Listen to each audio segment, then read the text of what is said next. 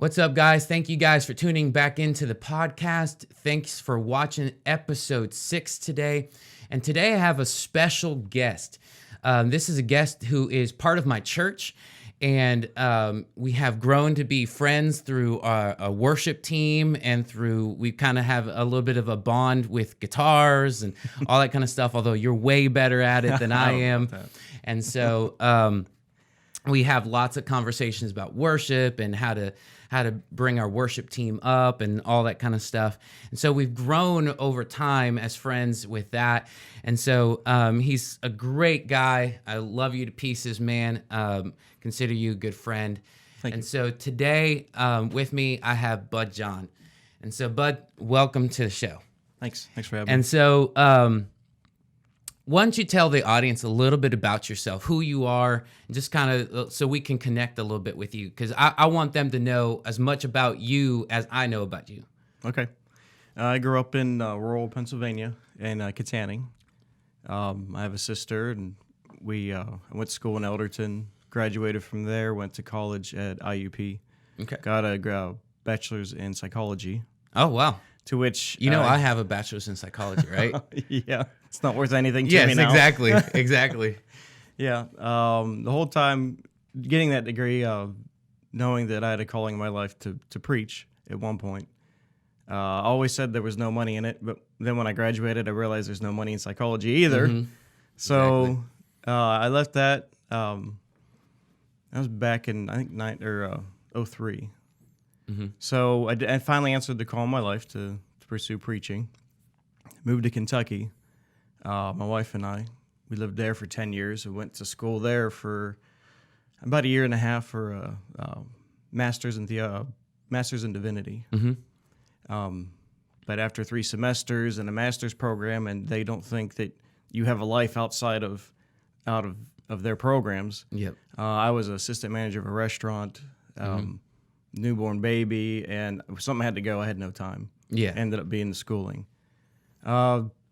We had met friends of ours there, Joe and Aaron Marcy, that are actually on the ranch now.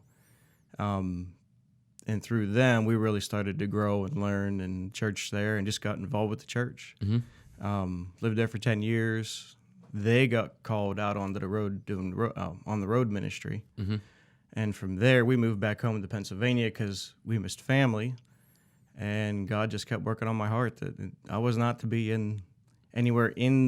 working anywhere, because I was a Schwann driver at that point, which I'll never do again. I know how Too many feels. hours. I know how that feels. You don't see your family. Mm-hmm. I left that.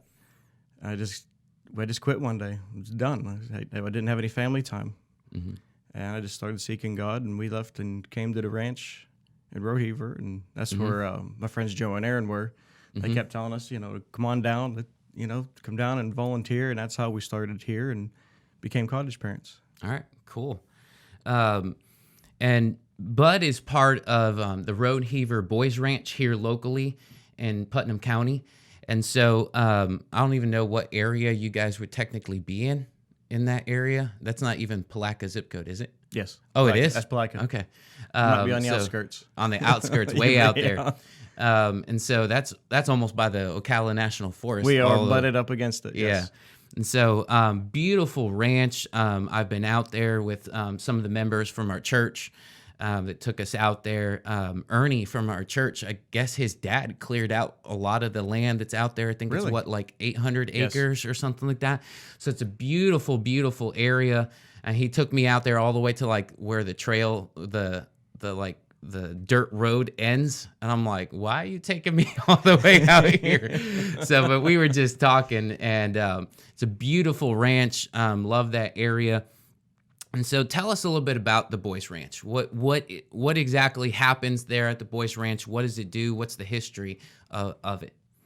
Homo Rodeheaver started it in 1950, I believe. Mm-hmm. He just had a passion for boys, and he's actually the preacher that's responsible for Easter sunrise service. Oh, he started that tradition, which I just found out this year. Oh, wow. That's cool. Excuse me. But he just had a passion for boys, and there was a lot of homeless boys Mm-hmm. in the area, and that's how the ranch was started. Mm-hmm. When he drew up the contract for that property, it was to where that property has to be used for that reason. Mm. It can't be used for any other reason. It can't be sold for anything. It has to be used as a boys' ranch. Wow. And it's just continued from there. We get boys of all walks of life, Mm-hmm. to where some don't have anywhere to go, and some just have been too privileged and too spoiled, and they're at risk. They're at risk of becoming something they can't walk away from. Yeah. And they come to us, and we have horses. We have things they do in our vehicle program. They have the river down there where they can fish. They have a pond where they can fish. Bike trails. You got 800 acres to explore. Yeah. That's a lot with of an land. adult, obviously. Yeah, that's a lot of land. Yeah. So you get something's going on every day, whether it's horseback riding, mowing. Mm-hmm. They just put in a gaga ball pit. Oh, that's awesome. So that's going on, and they're going to eventually put in a new volleyball pit. Mm-hmm. I'm sorry, volleyball court. That's coming soon. So, and there's a basketball court, swimming pool. So there's activities these boys do every single day. There's chapel there where they get spiritual growth. Mm-hmm. Sundays and Wednesdays right now, and we just one day at a time. His Homer Rodeheaver's motto was, "It's better to build boys than to mend men." Mm-hmm. Yeah. You get them while they're young, and you just sow the seeds. That's all you really can do. Exactly. So how did you and your family get involved in the Boys Ranch? Our friends Joe and Aaron, Mm-hmm. actually, they were here. They had found it probably on the internet somewhere. Came down here to volunteer, and I just, at that point when I was working at Schwann's and I quit, I just needed a place to start. I needed somewhere to go where I could just be part of a ministry, and wasn't looking to make money at all, because of this. When Joe left on the road, he said God showed him where we can't serve God and money, and God was teaching him, follow me first.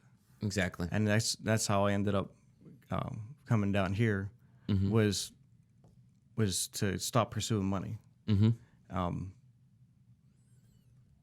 just lost track. Oh, that's fine. It's fine.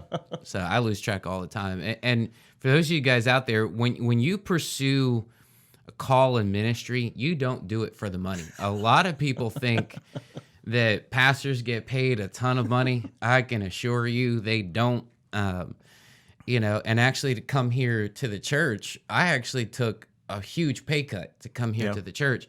And here's what I've noticed.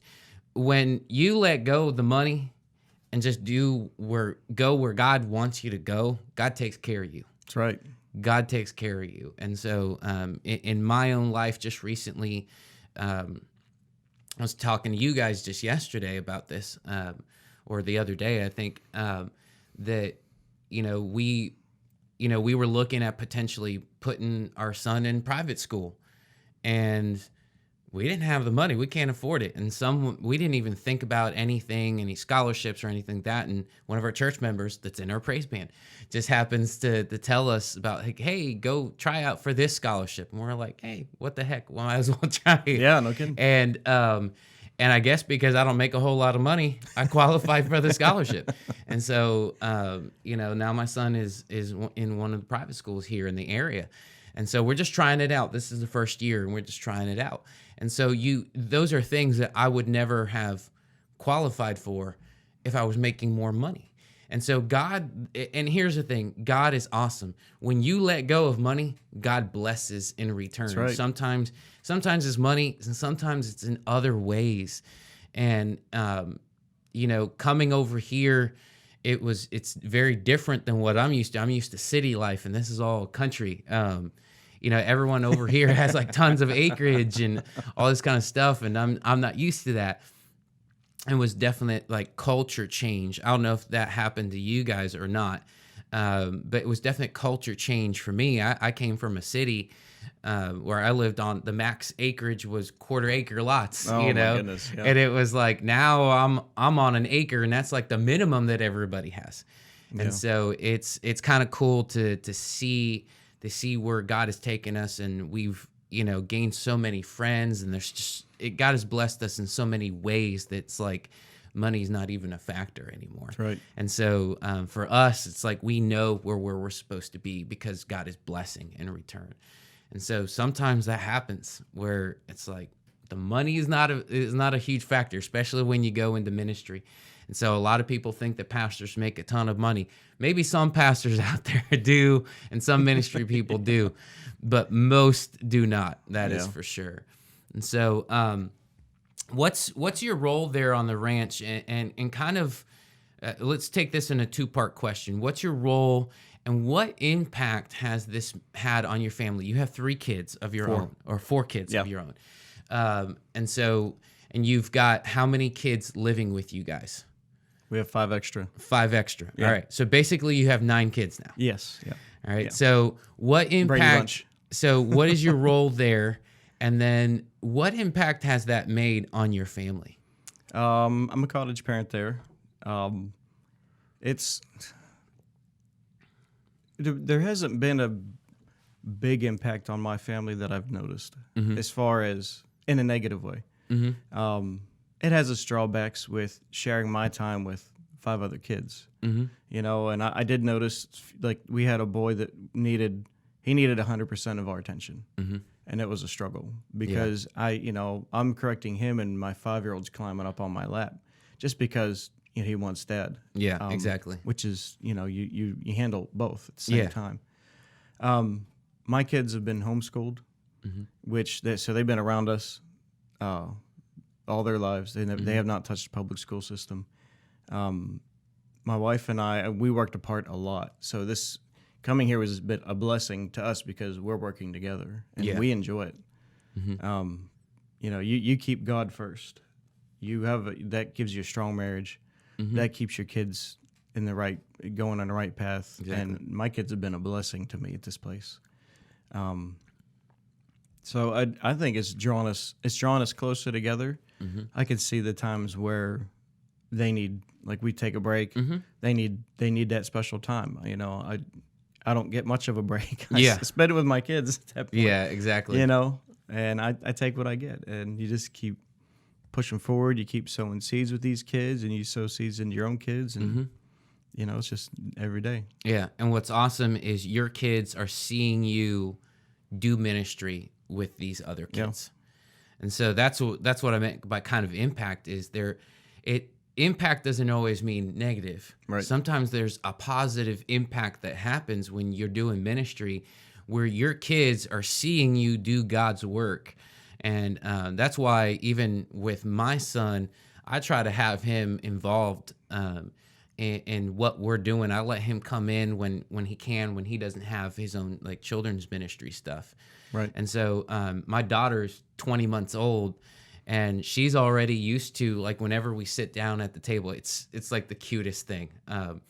We sit down, and once we're all sitting down, she reaches out her hand automatically, right? Because we all hold hands around the table to pray over our food, and now she's reaching out before we're ever ready for prayer. Right. We just, we join hands, and she bows her head and prays with us, and like, when I say amen, she goes amen, and she's at 20 months cute. old. And so like that kind of stuff does have a great impact. And those are the kind of things I want my kids to see is like, is the positive things. Yes, it's difficult. Yes, it takes attention away from them, but that the work is worth it. Right. The work is worth Absolutely. it. And so, and that they are part of that ministry as well. And so that's something that, I've seen in my own life. So what kind of stuff have you seen in your kids? Because your kids range all different ages. You got teenagers down to elementary school, right? 16, 14, 8, and 5. Yeah. So what have you seen in your, in your kids that has kind of been brought out by being on the ranch?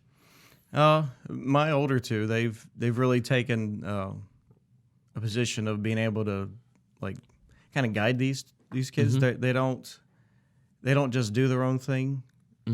They'll actually say, "Hey, you shouldn't be doing that.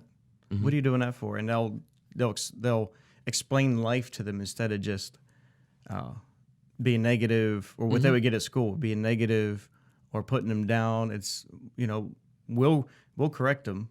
And then they'll walk off with them. And actually, my oldest, Isaiah, he's taking them for walks around the circle there and just talk to them. And he's a good listener, And I just watched him just let another kid dump his life onto him.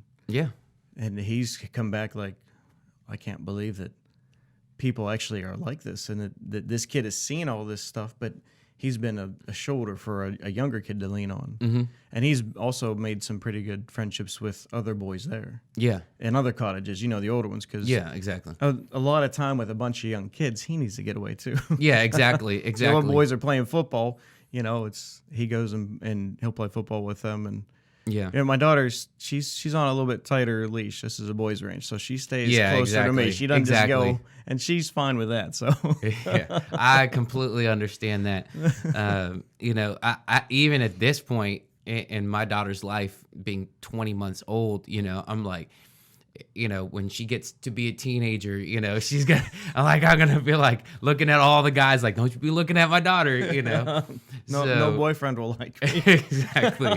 Exactly. But I've had your kids, your two teens in the youth group a few times, when you guys can come over here on a Wednesday night, and they are just incredible kids.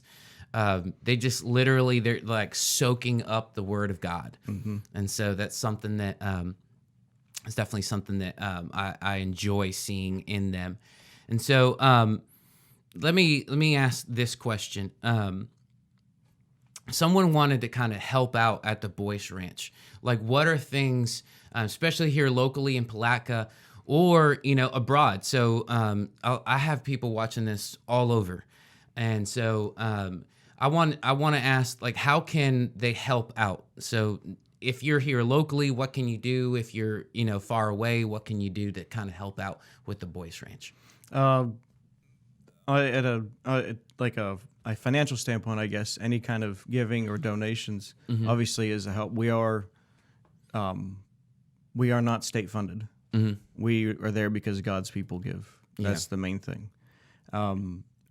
If you want to get involved somewhere on the ranch, you just need to contact the office. Okay. At that point, we have a guy that comes out. He volunteers. I think every Saturday he was here 3 times a week this summer. But he was doing blacksmithing with the boys, teaching them blacksmithing skills and wood shop skills. And he comes all the way from New York. He stays on the ranch for a couple of months and he just comes out there just because he loves the boys. He loves kids. And that's awesome. We had another guy that helped out with the wood shop. Another guy has donated his time to teach the boys welding. So they've had welding classes out there. So any a skill, a trade, stuff like that. You just, if it's something that's God's laying on your heart that you want to teach these boys, and the welding class, they'll have some kind of certificate, I believe. Oh, when that's he's awesome. Done. That's awesome. So that's a good skill to have. There aren't a lot of welders. Yeah, exactly. And skills are, from what I've been hearing, skilled trades are in demand right now. Yeah. Because there's not a lot of people that are wanting to do it. And so a lot of times, I always tell our youth kids, fund your dream. Whatever your dream is to do, go for it. Yep. Dream big, but find a way to do it. And sometimes, hey, if you got this dream that's way out here, maybe welding might be the way to fund your way to that. Right. And so I knew a kid that he wanted to own his own company. And so what he did is he went to trade school, learned to be an electrician, and was doing a degree at night after he was doing after he was apprenticing and all that kind of stuff. He was doing was going at night to college to get his degree in business administration. So that way he could both know the trade and run the company at the same time. And that's what I told him, is fund your dream, figure out a way. That's right. You can get into the trade and you fund your way through school. You got no loans at the end of school. And, you just save up your money until you can build your business. And so, that's great that you're teaching them those kind of things. And so, I'm going to make sure that I put in the description the website for the Boyce Ranch. Yep. Okay. That way, if you guys want to contact them, if you have a skill that you want to potentially come and teach all the boys and stuff like that, that'd be great as well. Or if there's any way that you guys can help out, there's plenty of land to do work on and all that kind of stuff. Oh, yeah. I'm sure there's all kinds of stuff. I know. Did you guys ever get all that damage repaired? I think there was like a small tornado that hit the boys' ranch at one point. Oh yeah, yeah. I I think they finished up the fence here last week. Okay. So everything else seems to be. It didn't do a whole lot of damage. Okay. So yeah, I know the houses are Category 5 hurricane compliant. Okay. So that's our awesome. boys were playing hide and go seek in the house while it went over top. We didn't even know. Oh wow. Couldn't even hear it. So you couldn't hear that's the wind. awesome. That's awesome because here in Florida, you have to have your house ready for hurricanes. Yeah. Because they can come at any time, and so we're still in hurricane season. We're at the peak of hurricane season, and so usually mid-August through about the end of September is the peak for here in Florida. I'm still not used to that yet. Yeah, that's where you have to really be watching the news all the time because they're constantly churning up in the Atlantic Gulf of Mexico, and so Louisiana kind of found that out this last week. And yeah, so, no kidding.